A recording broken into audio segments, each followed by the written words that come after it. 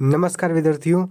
कक्षा 10वीं जीव विज्ञान का एक महत्वपूर्ण प्रश्न है जो कि है ओजोन परत की क्षति हमारे लिए चिंता का विषय क्यों है। इस क्षति को सीमित करने के लिए क्या कदम उठाए गए हैं। अर्थात ओजोन परत की जो क्षति है, क्षति अर्थात नुकसान, हानि। तो ओजोन परत की जो क्षति है वह हमारे लिए चिंता का विषय क्यों है, हमें यही इस प्रश्न में बताना है। और इस क्षति को सीमित करने के लिए, यानी कि इस क्षति को एक सीमा के अंदर रखने के लिए क्या कदम उठाए गए हैं, उनका भी वर्णन हमें करना है। तो आइए जानते हैं। ओजोन परत की क्षति हमारे लिए अत्यंत चिंता का विषय है, क्योंकि यदि क्षति अधिक होती है तो अधिक से अधिक पराबैंगनी विकिरणें पृथ्वी पर आएंगी, जो हमारे लिए निम्न प्रकार से हानिकारक प्रभाव डालती हैं। यानी कि ओजोन परत की क्षति, ओजोन परत की हानि हमारे लिए बहुत ही चिंता का विषय है, क्योंकि यदि क्षति अधिक होगी, यानी कि ओजोन परत का नुकसान अधिक होगा, तो अधिक से अधिक पराबैंगनी विकिरणें यानी कि यह एक प्रकार की आयनकारी विकिरण है, इसलिए यह खतरनाक है। यह पराबैंगनी विकिरण सूर्य से आती है और यह त्वचा के कैंसर का मुख्य कारण मानी जाती है। यह जो पराबैंगनी विकिरण है, यह त्वचा के कैंसर का मुख्य कारण मानी जाती है। पराबैंगनी विकिरण के स्वास्थ्य के कुछ अन्य प्रभाव भी हैं, जैसे कि पराबैंगनी विकिरण की वजह से सनबर्न, टैनिंग इत्यादि त्वचा से संबंधित समस्याएं होती हैं और यह आँखों को भी नुकसान पहुंचाती है। तो पराबैंगनी विकिरणें हमारे लिए नुकसानदायक हैं और इस पराबैंगनी विकिरणों के कारण हमें क्या क्या हानियाँ होंगी, हानियाँ पहुँचेंगी, उनकी व्याख्या निम्न है, नीचे की ओर है।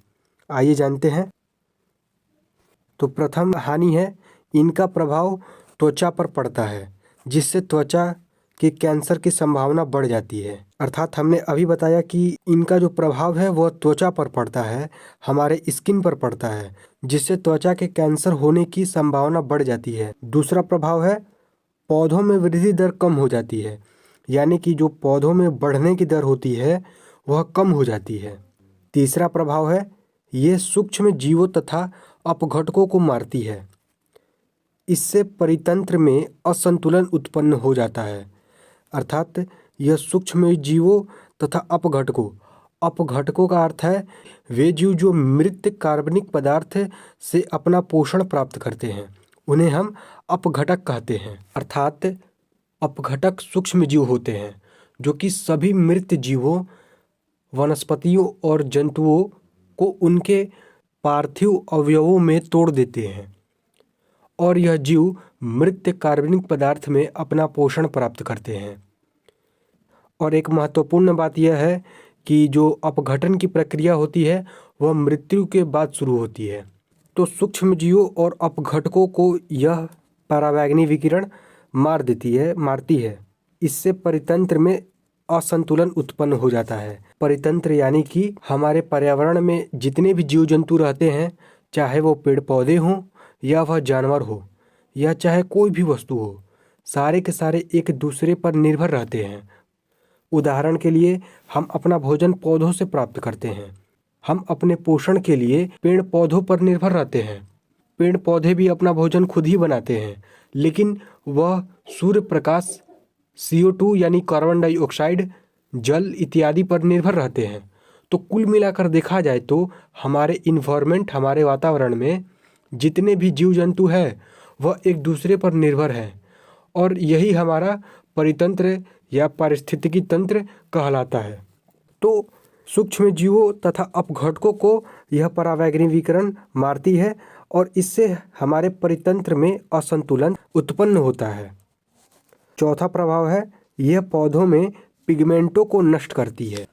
पौधों में पिगमेंट, तो पिगमेंट का अर्थ समझते हैं। जब किसी भी पेड़ पौधे में फल लगते हैं तो वह फल पहले हरे रंग के होते हैं। यानी कि किसी भी पेड़ पौधे में आप देखेंगे जब फल लगेंगे तो सबसे पहले वह हरे रंग के होंगे। बाद में जब वह फल पक जाते हैं तो उनका रंग बदल जाता है। जैसे कि आप देखेंगे कि जब सेब कच्चे होते हैं तब वह हरे रंग के होते हैं, परंतु जब वह पक जाते हैं तो सेब का रंग बदल जाता है।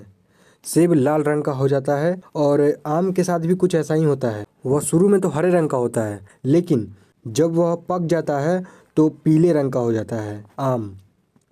इसके पीछे का कारण है पिगमेंट, वर्णक। जब कोई भी फल हरा होता है तो उसमें हरित लवक क्लोरोफिल नामक वर्णक पिगमेंट पाया जाता है, परंतु बाद में वह क्लोरोफिल दूसरे वर्णक या पिगमेंट में बदल जाता है, जिसके कारण फलों का रंग और स्वाद तथा आकार सब कुछ बदल जाता है इन्हीं पिगमेंटों यानी कि वर्णक के कारण। तो इन्हीं पिगमेंटों को नष्ट करने का काम करता है। तो विद्यार्थियों, अब हम ओजोन परत की क्षति को कम करने के कुछ उपायों को जानेंगे, जिनमें से पहला उपाय है एरोसोल तथा क्लोरोफ्लोरोकार्बन यौगिक का कम से कम उपयोग करना। अर्थात एरोसोल तथा क्लोरोफ्लोरोकार्बन देखिए, क्लोरोफ्लोरोकार्बन यानी कि CFC, इस यौगिक में क्लोरीन गैस होता है जो ओजोन परत से अभिक्रिया करके ओजोन परत को नष्ट करता है, जिससे ओजोन परत में बड़े बड़े छिद्र हो जाते हैं, यानी कि बड़े बड़े छेद हो जाते हैं। इसी गैस को CFC कहते हैं। तो यह जो क्लोरोफ्लोरोकार्बन है, यह ओजोन परत में बड़े बड़े छेद कर देता है, जो कि बहुत ही हानिकारक है। तो इस कार्बन यौगिक का हमें कम से कम उपयोग करना चाहिए, ताकि यह ओजोन परत को हानि न पहुंचा सके। दूसरा उपाय है सुपरसोनिक विमानों का कम से कम उपयोग करना। जो सुपरसोनिक विमानें होती हैं, उनके द्वारा भी काफ़ी बड़ी मात्रा में ओजोन परत की हानि होती है। तीसरा है संसार में नाभिकीय विस्फोटों पर नियंत्रण करना। अर्थात जो संसार में नाभिकीय विस्फोट होते हैं, उनसे भी ओजोन परत को काफ़ी हानि पहुंचती है, तो उन पर भी रोक लगाना आवश्यक है।